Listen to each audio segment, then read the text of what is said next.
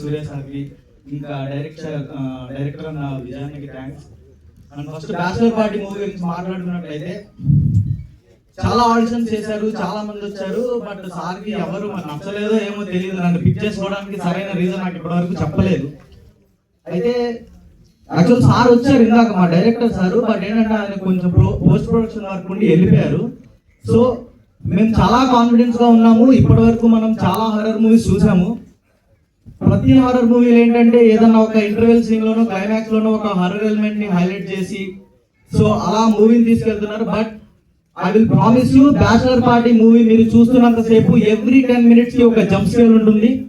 ప్రతి 10 నిమిషాలకి కూడా థియేటర్ లో కూర్చున్న ఆడియన్స్ ఎవరైతే ఉంటారో భయపడే విధంగా మా సార్ డైరెక్షన్ చేయడం జరిగింది. అండ్ ఫస్ట్ థింగ్ ఏంటంటే బ్యాచిలర్ పార్టీ మూవీ థియేటర్కి వస్తున్నప్పుడు మేము ప్రమోషన్ స్టార్ట్ చేసినప్పుడు ఇక్కడున్న ప్రతి ఒక్క మీడియా వాళ్ళు చాలా సపోర్ట్ చేశారు. Thank you so much. ముఖ్యంగా దివ్యక్క కానీ, భాను బ్రదర్, వంశీ బ్రదర్, ప్రసన్నక్క, సో అందరూ ఎవరైతే మీడియా వాళ్ళు ఉన్నారో వాళ్ళందరికీ కూడా హార్ట్ఫుల్ గా థ్యాంక్స్ చెప్తున్నాను. అండ్ చాలా మంది ఇండస్ట్రీకి రావడానికి ముందు వెనక ఆలోచించి ఇక్కడికి వచ్చి ఒక 2-3 years కష్టపడి మా వల్ల రావట్లేదని వెనక్కి వెళ్ళిపోతున్నారు. దయచేసి గివప్ ఇచ్చే ఆప్షన్స్ ఏమైనా పెట్టుకున్నప్పుడు ఇక్కడికి రావద్దండి, ఎందుకంటే అలాంటి వాళ్ళ వల్ల ఇక్కడ ఎలాంటి ఉపయోగం లేదు. ఫస్ట్ థింగ్ ఏంటంటే టాలెంట్ అనేది ఎవడప్ప సొత్తు కాదు, అది మనందరికీ తెలిసిందే. సో సార్ అయితే చాలా మందికి అవకాశాలు ఇస్తున్నారు. సార్ నెక్స్ట్ మీ ప్రాజెక్ట్ లో నేను కూడా వర్క్ చేయాలనుకుంటున్నాను. అండ్ లిటరల్లీ మనం ఇండస్ట్రీకి వస్తున్నప్పుడు మనల్ని వెనక్కి లాగే వాళ్ళు చాలా మంది ఉంటారు, ఒకళ్ళిద్దరు కాదు. అంటే ఒక ఇండస్ట్రీలో యాక్టర్ అవ్వాలనో డైరెక్టర్ అవ్వాలనో ఒక పర్సన్ వచ్చినప్పుడు అతను ఒక లైన్ లా ఉండాలి. బేసిక్ గా ఒక ఊర్లో ఒక లైన్ రోడ్డు మీదకి వచ్చి నుంచుంటే చుట్టూతో 100 కుక్కలు చేరి మొరుగుతూ ఉంటాయి.